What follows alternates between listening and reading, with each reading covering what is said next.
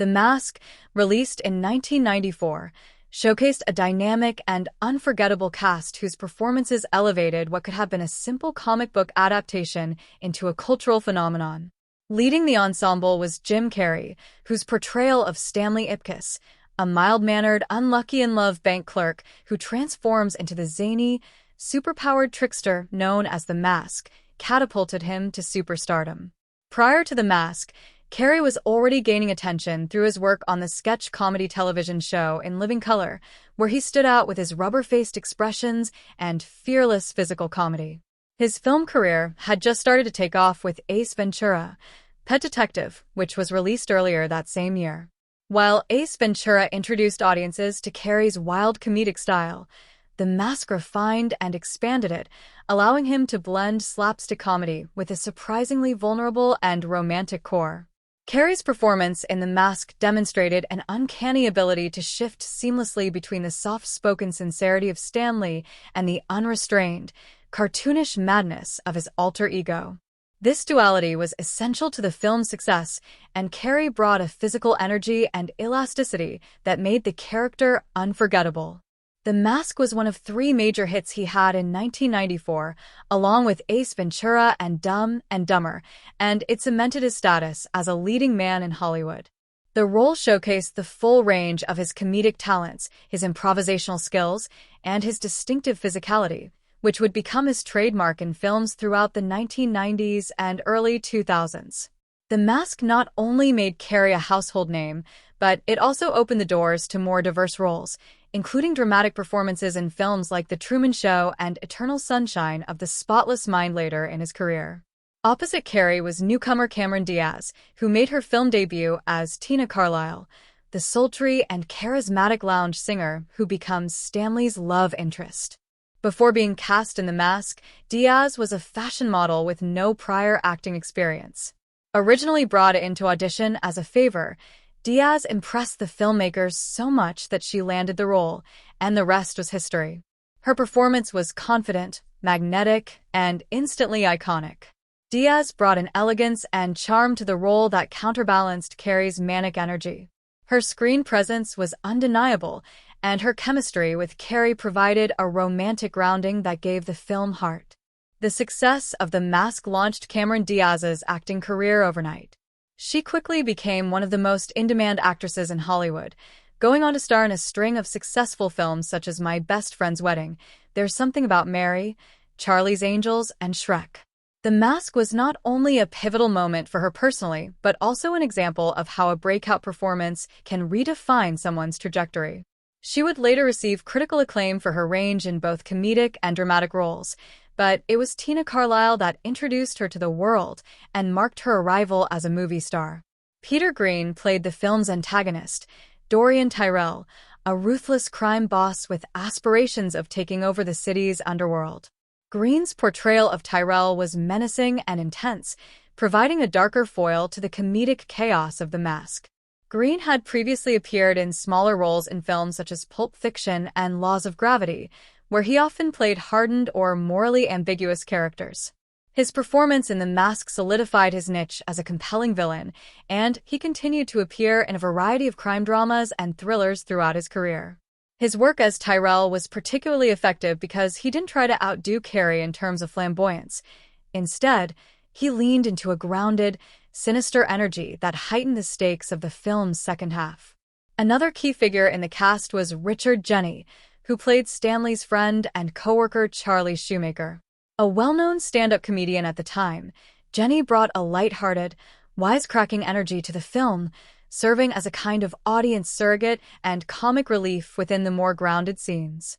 His dynamic with Carrey added an extra layer of humor and believability to the everyday world of the bank before the film's magical elements took hold.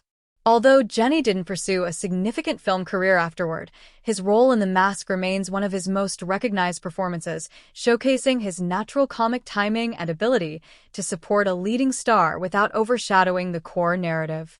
Amy Aspect appeared in a brief but memorable role as Peggy Brandt, a journalist who befriends Stanley and seems to offer help, only to betray him later in the film. Aspect had already been known for her work in television and films such as Problem Child and Robin Hood, Men in Tights. Her role in The Mask was layered, showing a blend of compassion, opportunism, and regret. It added complexity to the supporting cast and highlighted how even seemingly minor characters could have impactful arcs within the story. Yazbek's versatility helped make her a reliable presence in both comedic and dramatic roles in the years that followed.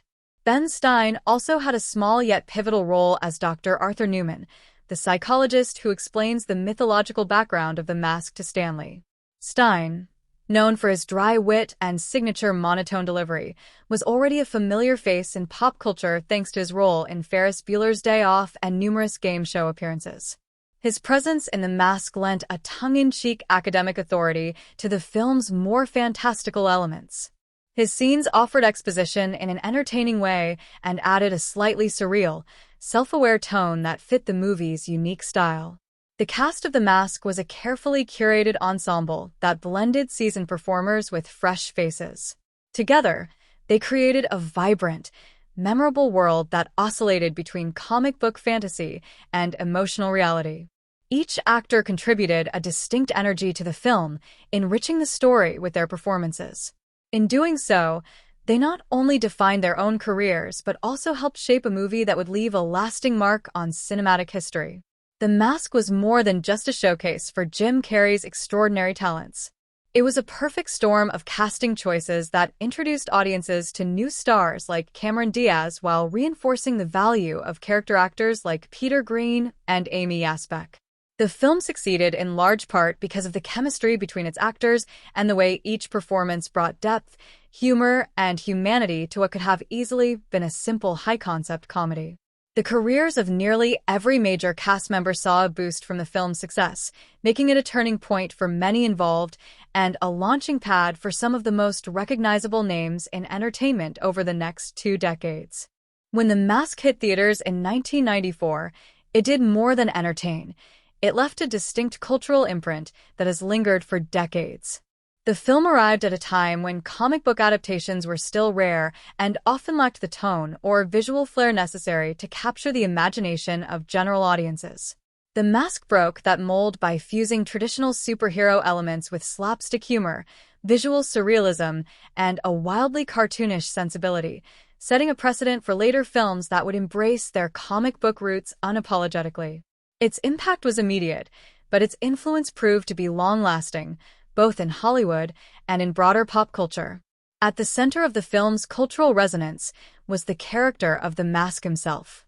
A green-faced, yellow-suited, zoot-styled trickster with exaggerated expressions and physics-defying antics, the Mask felt like a living cartoon.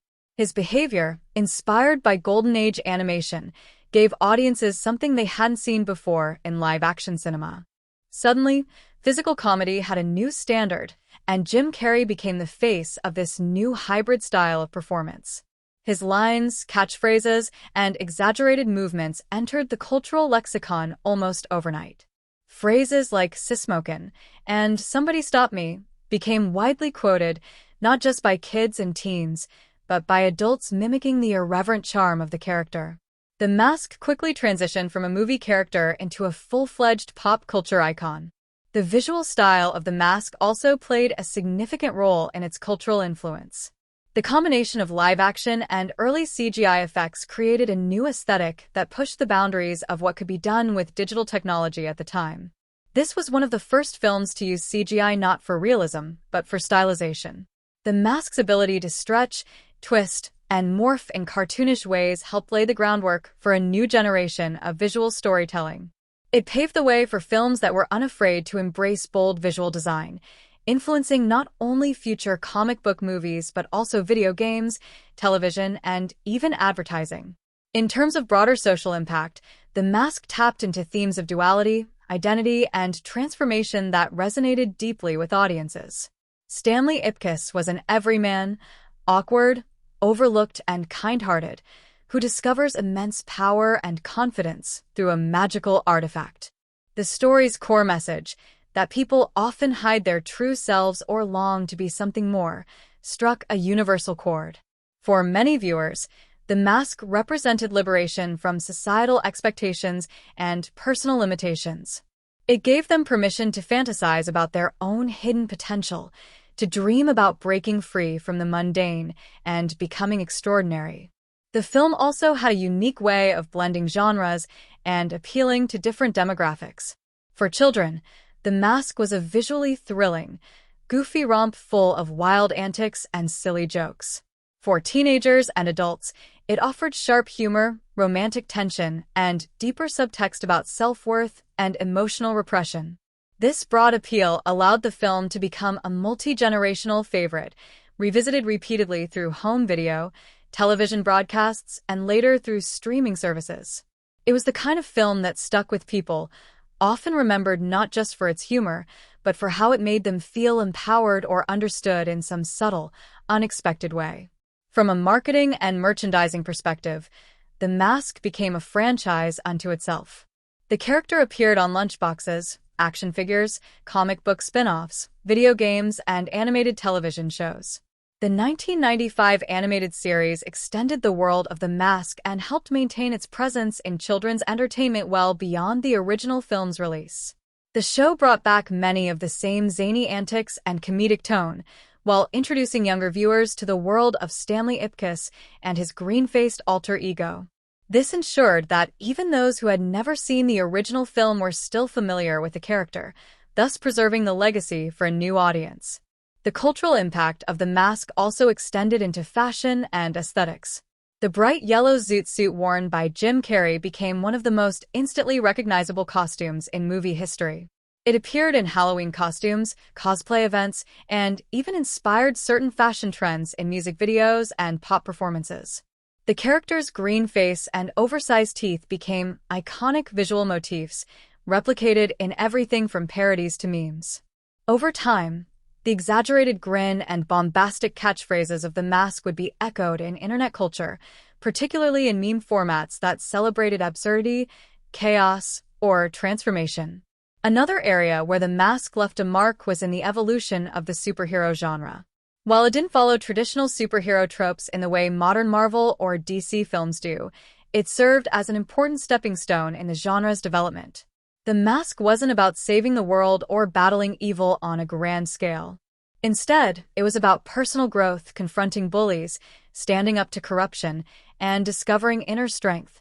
These grounded themes, wrapped in a wild visual package, opened the door for future films that blended personal stakes with fantastical elements. Later entries in the genre, including Deadpool and Guardians of the Galaxy, would carry some of the same DNA: irreverent, visually inventive, character-driven, and laced with dark or subversive humor. Politically and socially, The Mask didn't make bold or controversial statements, but it did reflect certain late 20th century sentiments about identity, masculinity, and self-expression. Stanley Ipkiss's journey from meekness to empowerment mirrored the shifting societal views around male vulnerability and emotional expression.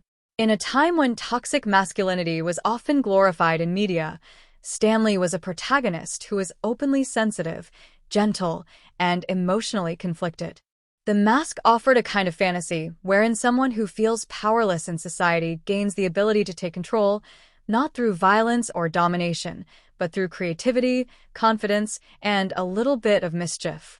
The making of The Mask is as fascinating as the film itself.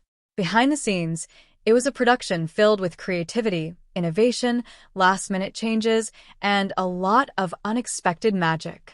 The journey from comic book page to big screen was not straightforward, and the film that audiences came to love was the result of many crucial decisions and a committed team of artists, technicians, and performers who took risks at nearly every turn. The Mask began as a comic book series published by Dark Horse Comics. The original comics were significantly darker, more violent, and grotesque than the family-friendly tone of the eventual movie adaptation.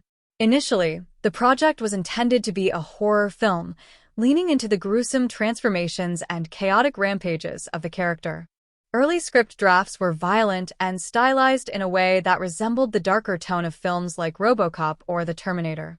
However, as development continued and the creative team assessed the potential audience appeal, the tone of the film shifted dramatically. This was a turning point, and the decision to embrace a more comedic, fantastical approach opened the door to casting Jim Carrey and reimagining the story. Director Chuck Russell was instrumental in reshaping The Mask into the film it became. Having previously directed films like The Blob and A Nightmare on Elm Street 3, Dream Warriors, Russell had experience working with special effects and genre storytelling. When he took on The Mask, he saw an opportunity to create something new, a fusion of live-action comedy, digital animation, and comic book storytelling. Russell worked closely with the writers and visual effects teams to develop a world that could support the film's exaggerated logic without losing emotional resonance. His approach to directing was collaborative and open to improvisation, which proved essential when working with Jim Carrey's energetic and unpredictable performance style. One of the most notable behind-the-scenes elements was the use of CGI. At the time, computer-generated imagery was still in its infancy in live-action films. The success of Jurassic Park the year before had opened the industry's eyes to the potential of digital effects, but those visuals were grounded in realism. The Mask, by contrast, aimed to recreate the rules of cartoon physics in a live-action setting. This was a much different challenge. The film's visual effects were handled by Industrial Light and Magic, ILM, one of the most respected visual effects companies in the business. They pushed their software and hardware to the limits to achieve the film's look. Scenes like The Mask spinning like a tornado, pulling objects from his pockets in impossible ways, or bulging his eyes out of his head like a Looney Tunes character, were all groundbreaking moments in CGI. Many of the visual gags were conceived collaboratively, with Carrey often pitching ideas on set. His extreme facial flexibility meant that the effects team could enhance his expressions rather than completely replace them, which gave the digital effects a unique lifelike quality. In fact, in several scenes, audiences assumed CGI was used when it was actually Carrey's own face. This unusual blend of natural elasticity and computer assistance created a visual language that felt seamless and totally new. Russell's vision, combined with Carrey's physicality and ILM's technical mastery, brought the character of the Mask to life in ways that were revolutionary for the time. Filming locations were another interesting aspect of the production. Much of the film was shot in Los Angeles, with some exterior shots filmed in San Pedro and other parts of Southern California. The fictional city of Edge City was designed to feel both familiar and surreal, an urban setting that looked real enough, but carried an exaggerated, dreamlike quality. This choice was deliberate, allowing the strange events of the film to feel grounded while still existing in a world where the absurd was possible. The art department used exaggerated set pieces, stylized signage, and a color palette that popped under lighting, all of which reinforced the heightened reality the film aimed for. The club scenes, which featured prominently in the film and served as the backdrop for several key sequences, were filmed on elaborate sets constructed specifically for the movie. The Coco Bongo Club, where Tina performs and Stanley transforms into the Mask for the first time in public, was a central location, both visually and narratively. These scenes were complex to shoot due to the combination of musical performances, stunts, and special effects. Choreographers and stunt coordinators worked closely with the actors and effects teams to ensure everything could be shot efficiently and safely, especially when it came to the dance numbers and explosive action sequences. One of the most challenging scenes to film was the whirlwind police confrontation, where the Mask turns the tables on a crowd of armed officers by performing a musical number. This sequence required coordination between dancers, extras, musicians, and special effects artists. It was shot over multiple days, with Jim Carrey performing live vocals and dancing in a full-body costume under hot studio lights. The energy on set was reportedly electric, with Carrey's infectious enthusiasm keeping the crew laughing between takes. Another major behind-the-scenes story involves the casting of Cameron Diaz. She had never acted before and was brought in for a screen test more as a favor to a casting assistant than as a serious contender. But once she auditioned, everyone in the room knew she had something special. The producers took a chance on her, and filming her scenes became a bit of a baptism by fire. She learned quickly on the job and benefited from the guidance of the director and her co-stars. Behind the scenes, there was a sense of excitement about discovering a new star. Her commitment, professionalism, and natural screen presence impressed the entire crew. On the production side, New Line Cinema, the studio behind the film, had modest expectations. With a relatively small budget for a visual effects-heavy film, around $18 to $23 million, the studio was cautious but hopeful. They didn't expect the film to become a global box office hit, but once the dailies started coming in and early screenings generated positive feedback, enthusiasm grew rapidly. The post-production period was intense, with visual effects teams working long hours to complete the numerous digitally enhanced scenes. Editors had to balance the comedic timing with the rhythm of the effects, ensuring that the pacing of each scene matched the film's high-energy tone. There were, of course, challenges. Working with cutting-edge technology meant delays and technical hurdles. Some scenes had to be reimagined when effects didn't work as intended. At one point, there was debate over how far to push the cartoon logic. Should the mask be able to survive gunshots, explosions, and falls without consequence? The creative team eventually agreed that maintaining a consistent internal logic was more important than realism. This meant allowing the mask to do impossible things while keeping Stanley's more grounded persona vulnerable. This contrast added to the narrative's emotional core. The mask is built around a deceptively simple premise. What happens when an ordinary, mild-mannered man discovers a magical object that transforms him into something wildly extraordinary? Beneath its surface as a screwball comedy, the film follows a classic narrative structure of transformation, conflict, and resolution, tied together with rich character development and a tight, coherent pacing that keeps the viewer engaged throughout. Its storytelling approach blends comic book adventure with romantic comedy and character-driven drama, all filtered through a lens of surreal, animated absurdity. The movie opens with a mysterious underwater sequence where a wooden mask is discovered during a dredging operation near the harbor of Edge City. The mask, visually ancient and carved with exaggerated features, is pulled from the seabed in a large metal chest, hinting at its mythological origins. This opening, brief but evocative, sets the tone for the rest of the film. Something magical is about to collide with the modern world, and nothing will ever be the same. We're then introduced to Stanley Ipkiss, a kind-hearted but perpetually unlucky bank clerk who lives a quiet, forgettable life. From the very beginning, the film builds empathy for Stanley by highlighting his social awkwardness, his struggles with assertiveness, and his general lack of success, especially with women and authority figures. His apartment is filled with old cartoons and relics from a bygone era, establishing his nostalgic, somewhat juvenile outlook on life. He's the quintessential underdog, a man with a good heart trapped in a world that seems to walk all over him. The inciting incident occurs when Stanley meets Tina Carlisle, a glamorous nightclub singer who walks into his bank to supposedly open an account. In reality, she's scouting the building on behalf of her boyfriend, Dorian Tyrell, a mobster who plans to rob the bank. Stanley is instantly smitten and stumbles over himself trying to impress her. Their interaction is charming but brief, and it sparks Stanley's desire for change. After a series of humiliating events, including being denied entry to the Coco Bongo nightclub, having his car break down, and being berated by his landlord, Stanley discovers the mask floating near the docks. This marks the film's first major turning point.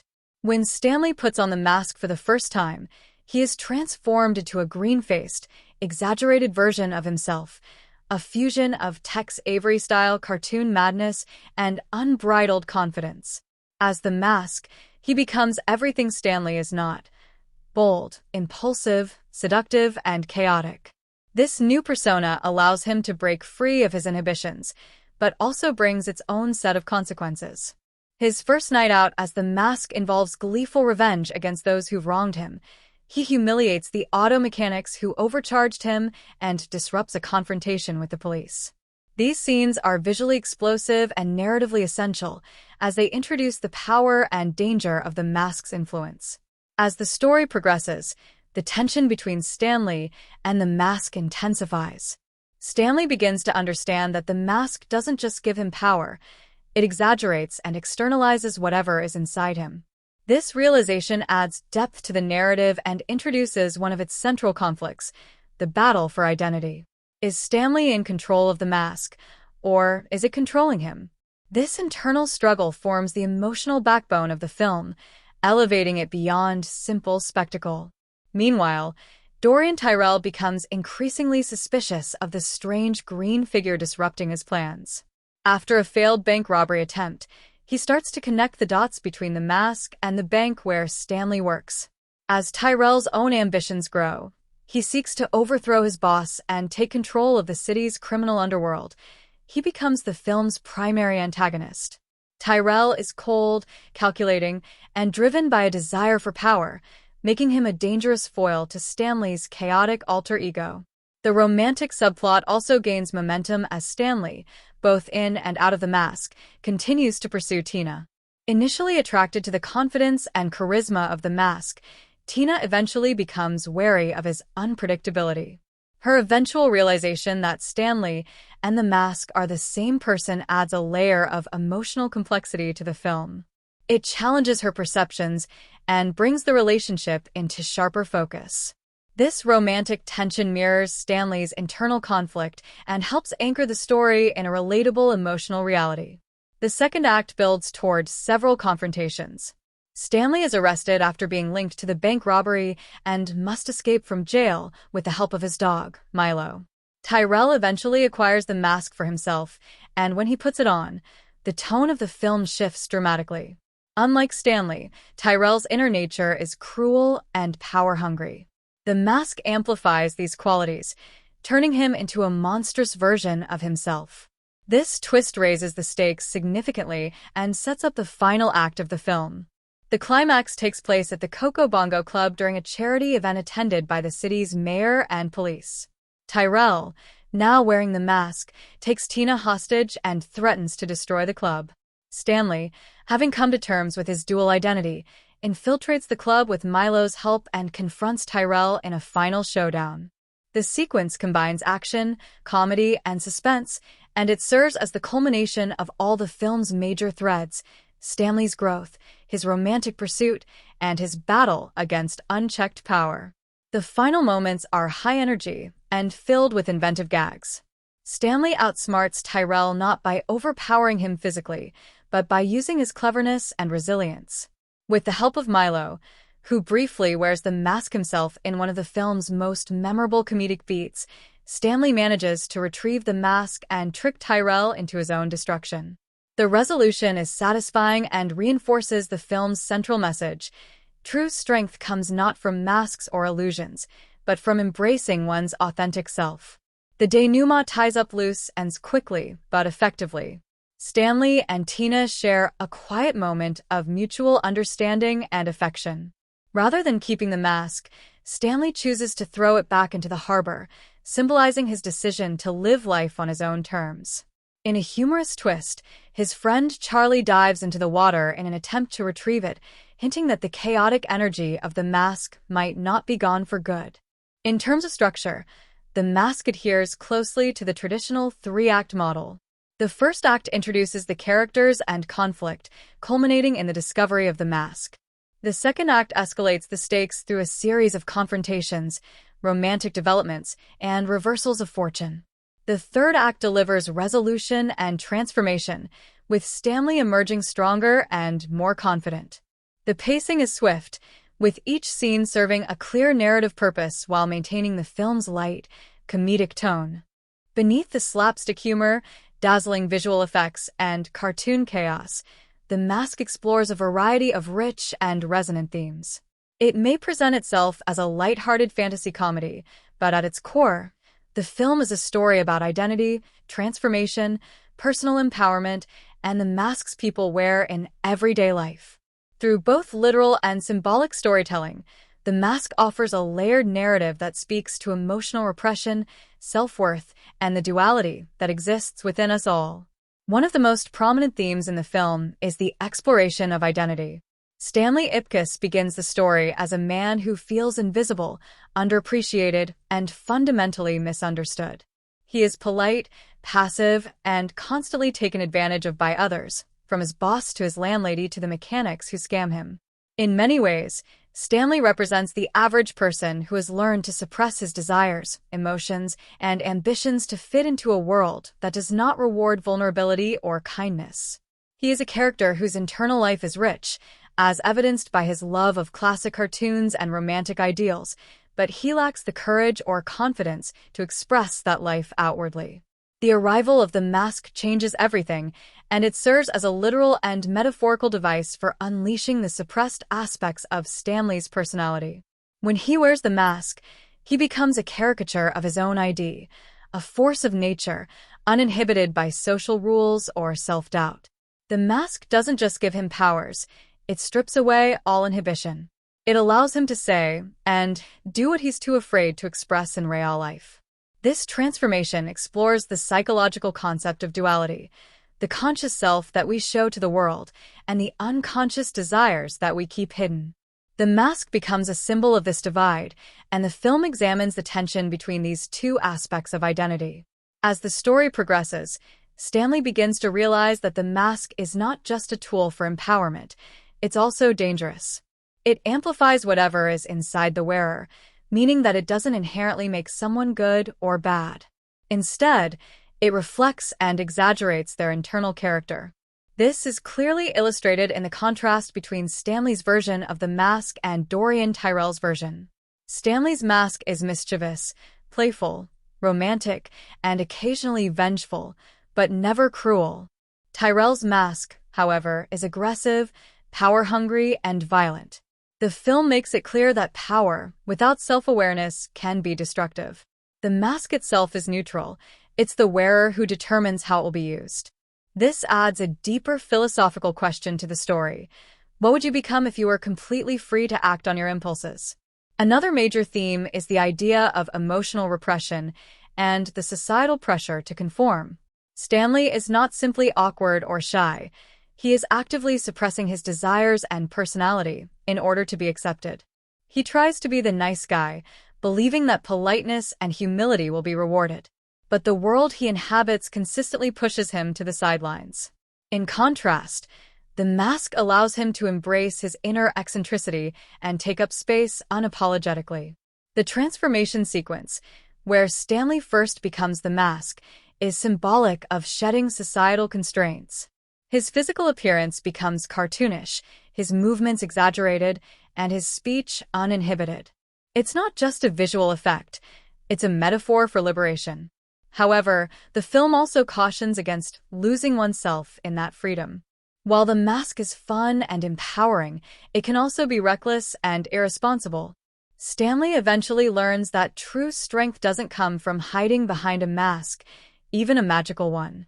His real growth comes when he chooses to face his problems as himself, without supernatural help. This moment of choice, throwing the mask away in the final scene, is symbolic of self-acceptance. He doesn't need to pretend anymore. He has found confidence within himself, and the mask is no longer necessary. The romantic subplot between Stanley and Tina Carlisle also reinforces these themes. Tina initially finds the mask intriguing and exciting, but as she gets to know Stanley, she realizes that his true self is far more genuine and appealing. Her shift in affection from the exaggerated persona to the vulnerable man behind it represents a deeper message. Authenticity is more attractive and sustainable than bravado. This dynamic flips the traditional narrative of romantic pursuit in films, where the confident, flashy character usually wins out. Instead, the mask shows that real connection comes from emotional honesty. In terms of visual symbolism, the film is filled with cues that support its thematic structure. Stanley's apartment is a prime example. It's cluttered with cartoon memorabilia, record players, and relics from a more romantic, idealized past. This setting symbolizes his inner world, a space where he feels safe, but also one that isolates him from reality. The contrast between his dreary, dim apartment and the bright, lively environments associated with the mask, such as the Coco Bongo Club, represents the divide between repression and expression. The mask itself is rich, with symbolic meaning. Its design is primitive, tribal, and timeless, suggesting a force that transcends modern society. It's not just a costume or prop, but an ancient artifact tied to mythology, specifically the Norse god Loki, known for being a trickster. The trickster archetype is deeply embedded in myth and storytelling across cultures, representing chaos, change, and the disruption of order. By aligning the mask with this archetype, the film connects its narrative to a long tradition of stories about transformation and the consequences of unchecked power. The use of color in the film also plays a symbolic role. When Stanley becomes the mask, his costume is a bright yellow zoot suit, and his face turns a vivid green. Yellow, often associated with energy, madness, and joy, reflects the bombastic, high-octane nature of the mask's personality. Green, while often symbolic of envy or illness, in this context becomes a symbol of supernatural transformation. It separates the mask from the human world visually and psychologically, indicating that he is no longer bound by the same rules. Meanwhile, the more subdued color palette of Stanley's day-to-day life, grays, browns, and neutral tones, emphasizes how drained and colorless his world feels without the spark of confidence. The theme of transformation is also explored through other characters, especially Dorian. His shift from a manipulative gangster to a monstrous villain while wearing the mask is a cautionary tale about ambition and the corruption of power. He does not grow or change. Instead, he descends further into his darker instincts. This creates a thematic contrast with Stanley, whose journey is one of growth, redemption, and self-discovery. Dorian's use of the mask for domination and violence highlights the dangers of unchecked power and the importance of moral restraint. The mask stands out not just for its humor and performances, but also for its bold and innovative visual style. The film was a visual trailblazer for its time, blending live-action cinematography with animation-inspired aesthetics, early computer-generated imagery, and a color palette that brought a surreal comic book world to life. Its distinct look was not only a technical achievement, but also an artistic one, supporting the film's themes of duality, transformation, and personal liberation. Every camera angle, lighting choice, and visual effect contributed to making the fantastical feel tangible and the ordinary feel magical. One of the most defining aspects of the film's visual style is its clear homage to the golden age of animation. The filmmakers deliberately drew inspiration from classic Warner Brothers and Tex Avery cartoons, and this influence permeates everything from character movement to scene transitions. Jim Carrey's exaggerated performance was enhanced by visual cues that mimicked the elastic physics of animated characters, eyes popping out of his head, body twisting impossibly, or legs spinning in circles as he dashed across the screen. These moments were not just digitally enhanced but choreographed with great care, requiring seamless integration of physical performance and visual effects. The cinematography, led by director of photography John R. Leonetti, had to walk a fine line between reality and surrealism. The real-world scenes were grounded in traditional film noir-style lighting, moody shadows, strong contrasts, and carefully crafted environments. Edge City, the fictional setting, was designed to resemble a cross between New York and Los Angeles, with dark alleys, neon lights, and looming skyscrapers. The world felt real enough to be relatable, yet abstract enough to support the film's stranger elements. The sets were deliberately designed to suggest a heightened version of urban reality, leaning into theatricality while still maintaining a believable physical space for the characters to move through. Lighting played a crucial role in establishing mood and tone. Stanley's life before discovering the mask is lit in soft, muted tones. His apartment is dim, often filled with warm but subdued light that reflects his loneliness and emotional stagnation. Once he dons the mask, however, the lighting shifts dramatically. Scenes involving the mask are brighter, more saturated, and often use spotlight-style lighting to enhance the theatricality of his actions. At the Coco Bongo Club, for example, the use of colored lights, glossy surfaces, and glowing backdrops creates a dreamlike atmosphere that mirrors Stanley's psychological liberation. The camera work itself supports the film's dynamic energy. The mask uses a combination of fluid tracking shots, sweeping pans, and rapid zooms to keep pace with a frenetic action. When Stanley is the mask, the camera becomes more playful, mirroring his unpredictability. In one memorable sequence, the camera spins with the mask as he dances, flipping and twirling in a way that defies physical reality. These techniques weren't simply stylish. They were used to visually differentiate between Stanley's two personas. Stanley's scenes are often static or gently moving, reflecting his passivity, while the mask scenes are kinetic, disorienting, and full of motion, reflecting his liberated state of mind. Color is another major component of the film's visual storytelling.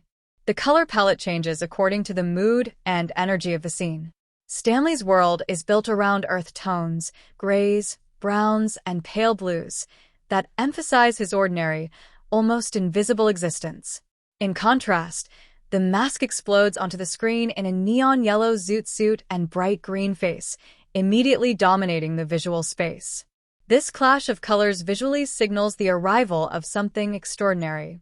The mask's green hue is deliberately jarring, a color not typically associated with skin, further emphasizing its supernatural nature.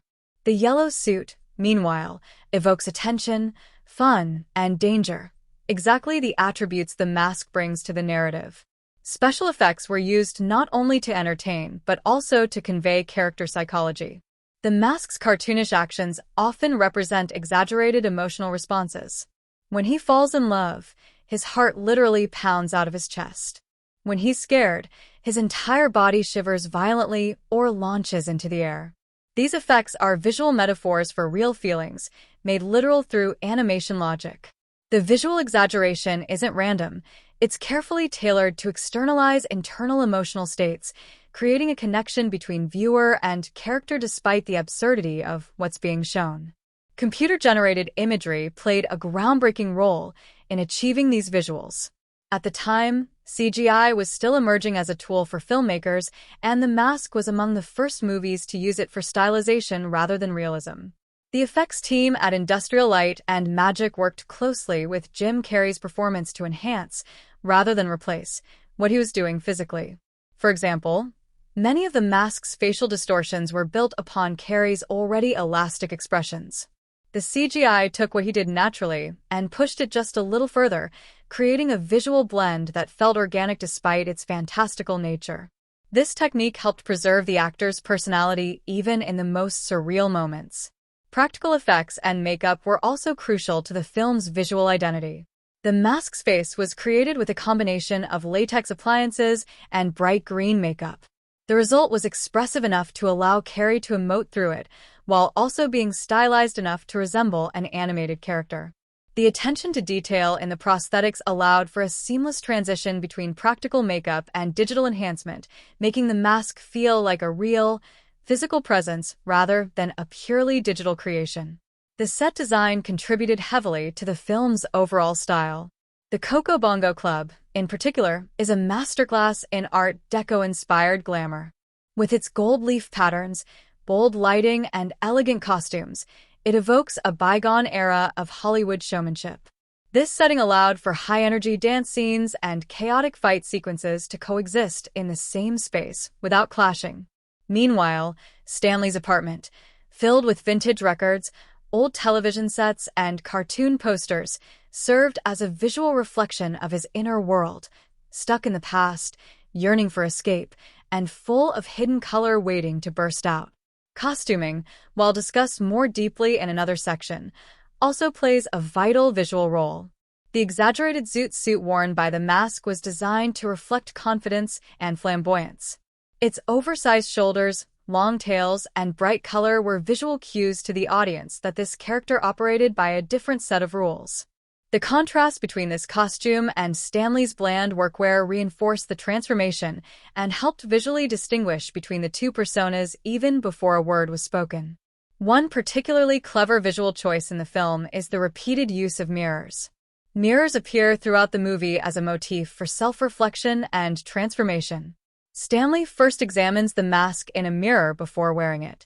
Later, as he becomes more entangled in the power of the mask, he often looks at himself with a mixture of awe and fear. The Mask is a film that doesn't just rely on visuals and performances to captivate its audience. It's also deeply rooted in the power of sound.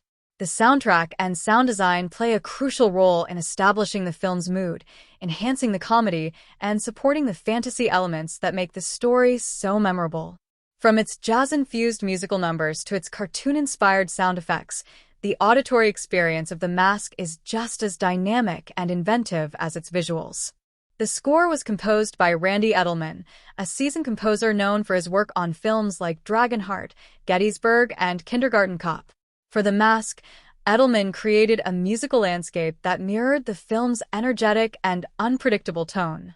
The music is vibrant, shifting fluidly between whimsical, romantic, suspenseful, and outright chaotic. His score blends orchestral elements with swing and jazz influences, especially in scenes featuring the mask in action. This blend of musical genres echoes the duality of Stanley Ipkiss's character, his reserved, sentimental side and his outrageous, uninhibited alter ego. The main musical theme is playful and light, using bouncy rhythms and bright instrumentation to signal the presence of magic or mischief. It's a score that doesn't take itself too seriously, which fits perfectly with the film's tone. When the mask is on screen, the music often becomes more flamboyant, adopting fast tempos, brass-heavy arrangements, and stylistic nods to big band swing. One of the most memorable musical scenes in the film is the mask's impromptu dance performance at the Coco Bongo Club, where he leads a wild, jazz-fueled number with Tina Carlisle. The soundtrack in this scene isn't just background noise. It becomes a key storytelling element, reinforcing the mask's charisma, unpredictability, and showmanship. Another standout musical moment comes during the scene where the mask confronts the police and distracts them by bursting into a full-scale musical number called Cuban Pete. This scene perfectly encapsulates the film's playful rebellion against genre expectations. Rather than fighting or fleeing, the mask performs a mambo-style song, complete with backup dancers and tropical percussion. The sequence is both unexpected and brilliantly choreographed, and it works because the music supports the absurdity of the moment without losing cohesion. Jim Carrey actually sang the vocals himself, adding authenticity and energy to the performance. The number was so iconic that it became one of the most enduring and frequently referenced parts of the film. Sound effects in The Mask are another vital part of its storytelling. The film embraces a cartoon logic in its audio design, using exaggerated, stylized sounds that feel lifted directly from classic animation. These effects aren't just decorative, they're integral to how the audience experiences the mask's world. When he spins like a tornado, there's a swirling whoosh. When his jaw drops in shock, there's a comical clunk. When he pulls objects out of his pockets, the accompanying sound is often oversized and impossibly loud. These exaggerated effects enhance the surreal nature of the character and make his powers feel tactile and immediate. The sound design team understood that in order to make the live-action world accept a character who behaves like a cartoon, the audio needed to follow cartoon rules. This meant bending reality. Objects made rubbery bounce sounds, footsteps turned into boings or snaps, and punches sounded like anvils crashing. These decisions weren't random but carefully chosen to match the visual tone and timing of each scene.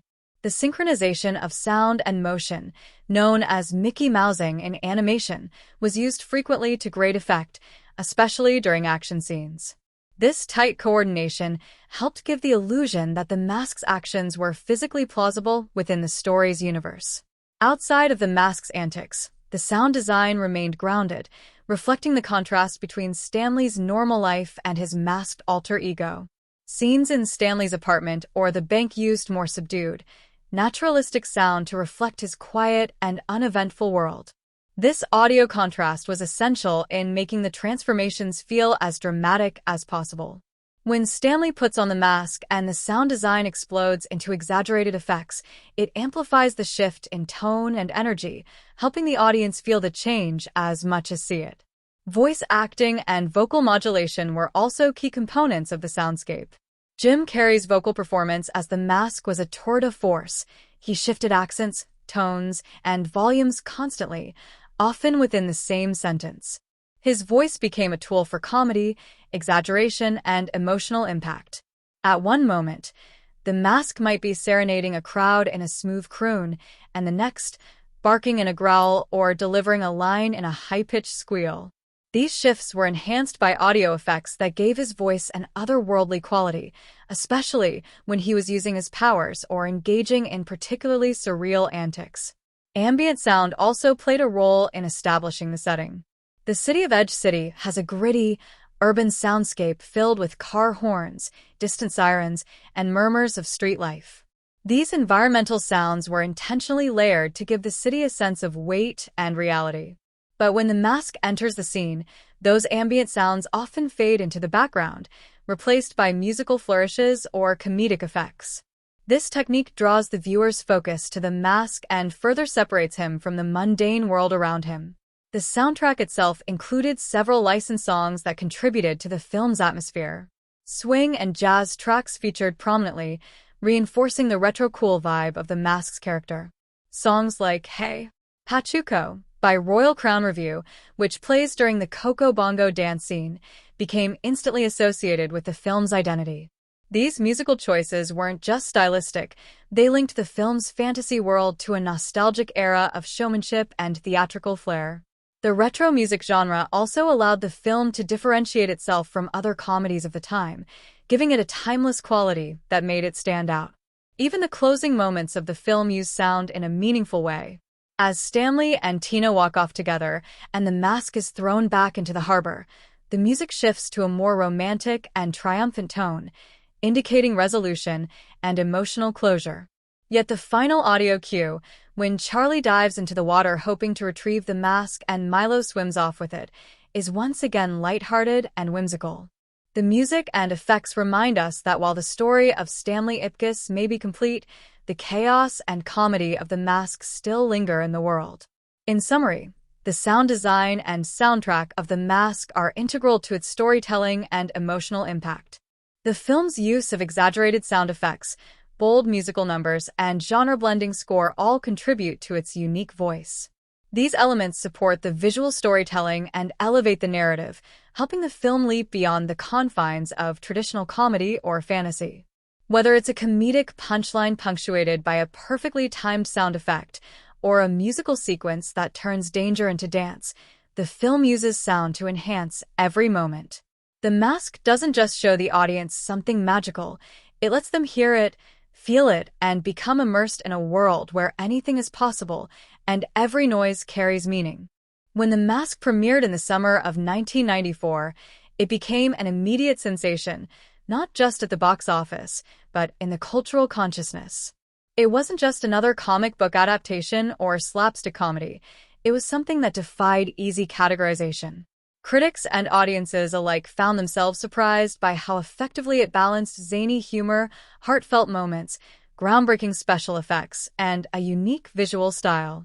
Its reception was largely positive, though not without some mixed feelings, particularly from those expecting a darker or more traditional interpretation of the original comic source material. Nonetheless, The Mask went on to become a defining film of the decade, establishing itself as both a commercial triumph and a turning point for genre filmmaking. From a commercial perspective, the film was an enormous success. With a relatively modest budget of around $23 million, it earned more than $350 million globally.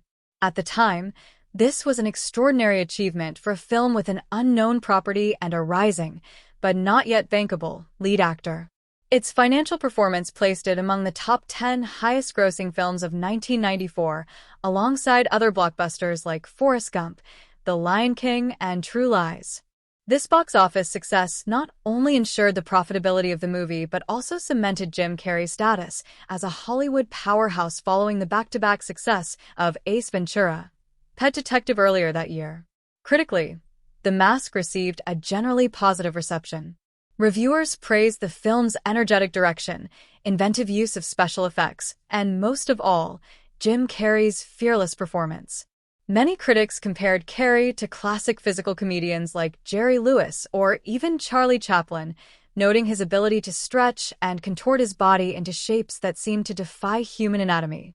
His commitment to the role was frequently singled out as the film's strongest asset. Even those who were less enthusiastic about the plot or tone of the film admitted that Carrey's performance was magnetic and often carried scenes that might otherwise have faltered. The film's use of early CGI also garnered significant attention. At a time when digital effects were still in their infancy, The Mask was considered cutting-edge. Critics acknowledged how well the effects blended with live-action footage, creating a seamless fusion of reality and cartoon logic. The fact that the visual effects enhanced rather than overshadowed the story and characters was seen as a major achievement. The innovative work done by Industrial Light and Magic received acclaim, and even led to an Academy Award nomination for Best Visual Effects. Although it ultimately lost to Forrest Gump, the nomination itself was an indicator of the respect the film had earned within the industry for its technical achievements. However, not all reviews were glowing. Some critics felt the film was too chaotic or inconsistent in tone.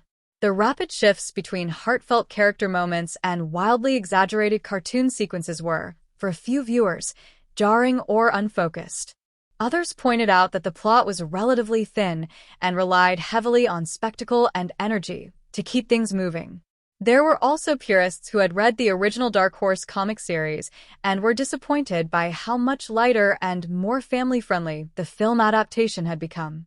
The original comic was darker, more violent, and thematically heavier, and some critics felt the movie's approach diluted the potential for deeper storytelling. Despite these criticisms, many appreciated that the film leaned fully into its comedic and fantastical elements. Rather than trying to fit into a specific genre mold, The Mask created its own lane, part superhero film, part romantic comedy, part slapstick cartoon.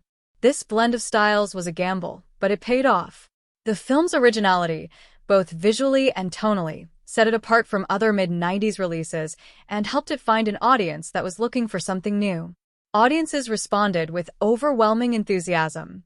The film quickly developed a broad fan base, appealing to teenagers, children, and adults alike. Kids loved the cartoonish antics and outrageous humor, while older viewers appreciated the clever references, adult innuendos, and sophisticated design elements. Word of mouth played a big role in the film's ongoing success, and many people returned to see it multiple times in theaters. Merchandising tied to the film, including toys, apparel, and even a short-lived animated series, capitalized on the film's popularity and further embedded it into 1990s pop culture. The film also resonated well with international audiences. Its physical comedy and visual humor transcended language barriers, making it highly accessible around the world. This global appeal contributed to its impressive box office total and helped establish Jim Carrey as an international star. The Mask was not only a success in English-speaking countries, but also found large audiences in Europe, Asia, and Latin America, where its playful tone and bold visuals appealed across cultural lines. In terms of awards and critical recognition, The Mask did fairly well for a comedy. As mentioned, it received an Oscar nomination for Best Visual Effects, and while it didn't win, the nod was significant. The film also received several Saturn Award nominations, with Jim Carrey winning for Best Actor and Cameron Diaz receiving a nomination for Best Supporting Actress. These accolades reflected the genre's often overlooked technical and performance accomplishments. Comedy films, especially those rooted in fantasy, rarely receive widespread awards recognition, so The Mask's inclusion in these conversations was noteworthy. There was also discussion at the time about the breakout performance of Cameron Diaz, who made her film debut as Tina Carlisle. Critics praised her screen presence, charisma, and ability to hold her own opposite Carrey's overwhelming energy. Though she was not nominated for any major awards for her performance, the media and fans alike quickly identified her as a rising star. Her appearance in The Mask launched a highly successful film career that would continue for decades, and her impact was an important part of how the film was received both during its release and in later retrospectives.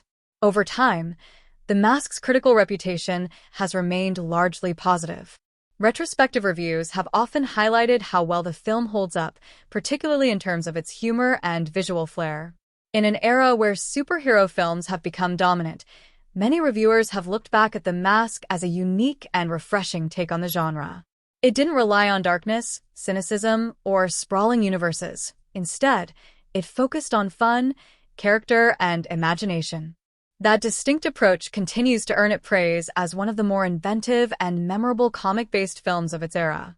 The legacy of The Mask extends far beyond its original release in 1994. While it was initially embraced as a wildly entertaining comedy with cutting-edge special effects and a star-making performance from Jim Carrey, its influence on the film industry, popular culture, and even technology has only grown over time. The Mask didn't just entertain a generation, it helped shape the trajectory of comic book adaptations, launched long-standing careers, inspired other filmmakers, and left a distinctive stamp on media and merchandise. Its presence continues to be felt today in subtle and overt ways, making it one of the most enduring films of its genre and era. One of the clearest signs of the film's lasting impact is its role in redefining how comic book adaptations could be approached. Prior to The Mask, many comic-based films leaned heavily into either camp or grit, rarely striking a balance between the two. The Mask broke that mold by creating a film that was visually extravagant, emotionally engaging, and tonally playful. It was based on a Dark Horse comic that was notably darker and more violent than the film adaptation, but the creative decision to embrace humor, fantasy, and surrealism opened up new possibilities for how comic book stories could be told on screen. In this way, The Mask helped pave the way for other genre-bending adaptations, influencing everything from Deadpool to Guardians of the Galaxy, films that blend comedy, action, and self-awareness in similarly bold ways. The film also played a significant role in establishing Jim Carrey as a global superstar. Although he had found television success with In Living Color and had broken into films with Ace Ventura, Pet Detective, it was The Mask that showcased the full range of his talents and positioned him as one of the most bankable comedic actors of the 1990s. His performance as Stanley Ipkiss and The Mask became iconic, referenced, and mimicked endlessly in pop culture. That persona, elastic, explosive, charismatic, became a benchmark for physical comedy in the modern age. Many actors, comedians, and even animated characters drew inspiration from Carrey's performance, and the role remains one of the most defining of his career. Cameron Diaz's debut in the film also proved significant for Hollywood. With no prior film experience, she became an overnight star thanks to her performance as Tina Carlisle. Her charm, beauty, and screen presence brought a classic elegance to the film, balancing out Carrey's frenetic energy. Following The Mask, Diaz went on to have a long and varied career in both comedy and drama. Her breakthrough in The Mask opened doors not only for herself, but for other models and unknown talents attempting to cross over into film. In retrospect, the casting of Diaz as a confident yet vulnerable leading woman marked a shift in how female roles in comedies were viewed, allowing for more nuance and range. Beyond casting and performance, The Mask left an indelible mark on the world of special effects. It was one of the first mainstream films to make extensive use of computer-generated imagery, CGI, not for realism, but for exaggeration and stylization. The animation-inspired distortions of The Mask's face, body, and actions pushed CGI beyond its typical uses in science fiction or action films and into the realm of fantasy comedy. This experimentation with visual effects inspired future filmmakers to explore CGI in more creative and non-traditional ways. Films like Who Framed Roger Rabbit had already begun blending animation with live action, but The Mask advanced the concept by using digital technology to achieve similar cartoon-like effects with real actors. This approach contributed to a broader acceptance of digital effects in comedic storytelling. The film's success also led to a variety of spin-offs and merchandise that extended its legacy well into the late 1990s and beyond. Most notably, The Mask inspired an animated television series that ran from 1995 to 1997. The show continued the adventures of Stanley Ipkiss and the Magical Mask, maintaining the tone and style of the film while exploring new characters and storylines. It introduced the franchise to a younger audience and kept the character in the public consciousness. Though not as iconic as the film, the animated series was popular in its own right and reinforced the cultural staying power of the property. Merchandise based on The Mask included action figures, comic book tie-ins, posters, apparel, and even video games. These products extended the film's reach into households across the world, helping to cement its status as a multi-platform franchise. The green face of The Mask became instantly recognizable, appearing in everything from lunchboxes to Halloween costumes. For a time, The Mask was not just a film. It was a phenomenon, a character that kids emulated and adults remembered with fondness. However, not every extension of the franchise met with the same success. A sequel to The Mask was long rumored and highly anticipated, particularly by fans who wanted to see more of Jim Carrey in the role. Unfortunately, Carrey declined to return for a follow-up, citing creative differences and a lack of interest in repeating himself. Eventually, a sequel did arrive in the form of Son of the Mask in 2005, but it was a critical and commercial failure. Starring Jamie Kennedy and featuring a very different tone, the film failed to capture the spirit of the original and is often cited as one of the most disappointing sequels of all time. While it didn't tarnish the original's reputation, it did demonstrate how difficult it was to replicate the specific chemistry, performance, and style that made The Mask successful. In the years since its release, The Mask has become a staple of nostalgic retrospectives. It frequently appears on lists of the best comedies of the 1990s, and it is regularly cited in discussions about transformative performances and genre innovation. Its blend of cartoon logic, heartfelt story, and outrageous comedy has made it a favorite among those who grew up in the 90s, and it has found new fans through streaming platforms and digital re-releases. The film's lines and moments have also remained relevant through internet culture. Scenes such as the smokin' catchphrase, the Cuban Pete dance number, and the mask's exaggerated facial expressions have become memes and GIFs used across social media. These digital callbacks serve as a testament to the film's enduring appeal and relevance, especially among younger generations who may not have experienced it in theaters but still connect with its humor and energy online. Filmmakers and animators have frequently cited The Mask as a point of inspiration. Directors interested in blending live action with stylized visual effects often point to the film as a blueprint for how to do it right.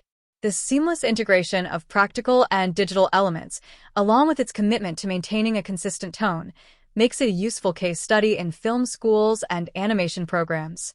Its legacy also continues in the broader acceptance of comic book adaptations that don't follow the superhero template, demonstrating that comic-based films can be as diverse and unexpected as the source material itself. The Mask resonated with audiences in a way few films of the 1990s managed to achieve.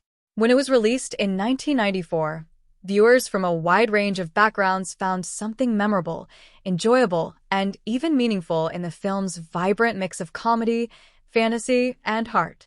Over time, the way audiences have reflected on and interpreted The Mask has evolved, but its core appeal, the joy of transformation, the celebration of individuality, and the blend of chaos with genuine emotion, remains a touchstone for many fans. Exploring how different generations and demographic groups responded to The Mask reveals why it has maintained a special place in popular culture and in the personal memories of millions. At its most basic level, the film was pure entertainment. Audiences flocked to theaters for the wild visual effects, Jim Carrey's over-the-top physical comedy, and the general sense of fun that permeated the story. Children were captivated by the cartoonish antics, the exaggerated expressions, and the idea of a magical mask that could turn an ordinary person into an invincible, unstoppable force of mischief. For kids, The Mask was like seeing a living cartoon come to life, a fantasy of empowerment and escape from everyday rules.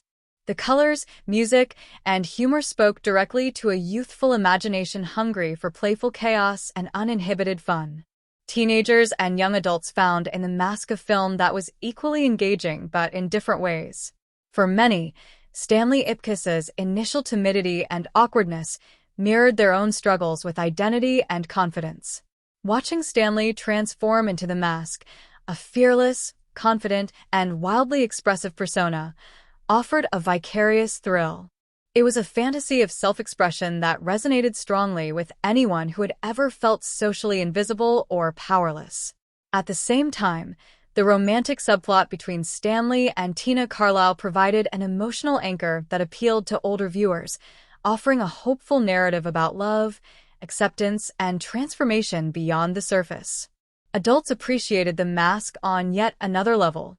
Beyond the physical comedy and flashy effects, many recognized the deeper themes of identity, duality, and the nature of power. Stanley Ipkiss's struggle to reconcile his quiet, modest self with the chaotic, uninhibited mask persona reflected broader questions about human nature. The film's ability to mix humor with thoughtful exploration of these themes gave it an unexpected depth that made it more than just a kid's movie or a simple comedy. For many adults, The Mask was an enjoyable escape, but also a subtle commentary on how people hide their true selves or struggle with their desires in the face of societal expectations. The film's cultural context also shaped how audiences interpreted it. In the early 1990s, society was experiencing shifts related to identity, self-expression, and media saturation. The Mask, with its emphasis on transformation and performance, tapped into these currents. It reflected the era's fascination with personality as a kind of performance and the tension between conformity and individuality. Some viewers saw Stanley's transformation as a metaphor for breaking free of social constraints, while others focused on the consequences of unchecked power and ego. This dual reading gave the film an ongoing relevance that encouraged repeated viewings and discussion. Many fans also connected emotionally to the character of Stanley Ipkiss. Unlike many traditional heroes, Stanley was flawed, insecure, and relatable. His good heart and sense of decency were at odds with his inability to stand up for himself, a tension that made his mask transformation all the more satisfying. Viewers often saw themselves in Stanley's struggles and triumphs, which made the character's journey feel personal and inspiring.